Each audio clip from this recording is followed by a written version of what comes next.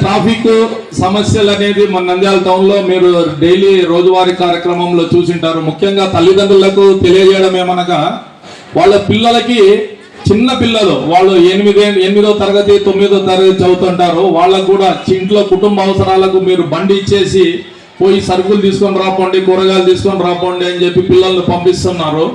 అట్లే కొంతమంది పిల్లలు తల్లిదండ్రులకు చెప్పకుండా వాళ్ళ మాట వినకుండా కూడా బండి నడపడం జరుగుతూ ఉంటుంది. అటువంటి పనులు చేయొద్దండి. దయచేసి బండి నడపాలంటే ఎవరికైనా 18 సంవత్సరాలు దాటి ఉండాలా, డ్రైవింగ్ లైసెన్స్ కలిగి ఉండాలా.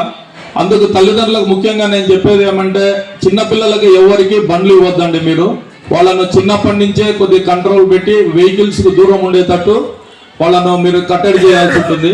అలాగే బండి మీద పోయేటప్పుడు సెల్ ఫోన్ మాట్లాడడం జరుగుతూ ఉంది. సెల్ ఫోన్ కూడా చాలా డేంజరస్ డ్రైవింగ్. అది బండి మీ కంట్రోల్లో ఉండదు. ఆపోజిట్ బండి అయినా వచ్చి మిమ్మల్ని కొట్టడానికి అవకాశం ఉంటుంది, లేకుంటే మీరైనా పోయి ఎదురు వచ్చే వెహికల్కి గుద్దడానికి అవకాశం ఉంటుంది. దానివల్ల ఏదైనా ప్రమాదం జరిగితే మీరు మీ కుటుంబ సభ్యులు చాలా ఇబ్బందులు పడి బాధపడాల్సి వస్తుంది. జీవితం అనేది, కెరియర్ అనేది నష్టపోతారు. అందుకు ఈ వెహికల్స్ నడిపేటప్పుడు జాగ్రత్తగా మొబైల్ డ్రైవింగ్ చేయొద్దండి, త్రిబుల్ రైడింగ్ పోవద్దండి, డ్రైవింగ్ లైసెన్స్ ఉన్న వ్యక్తులే బండ్లు నడపండి.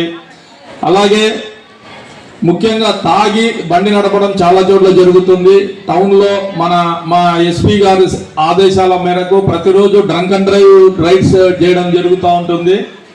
ఎవరైనా తాగి బండి నడిపితే వాళ్లకు మినిమం 10,000 రూపాయలు ఫైన్, 1 నెల రోజులు జైలు శిక్ష కూడా ఉంది. దయచేసి బండ్లు కూడా మీరు పేరెంట్స్ గుర్తు పెట్టుకోవాలా, పిల్లలు కూడా వాళ్ళ తండ్రులకు చెప్పాలా, మీరు డ్రంక్ అండ్ డ్రైవ్ చేయొద్దండి. మీరు డ్రంక్ అండ్ డ్రైవ్ చేయడం వల్ల మీకు ఏదన్నా జరిగితే కుటుంబం అనేది వీధుల పాలైపోయి నష్టపోవడం జరుగుతుంది.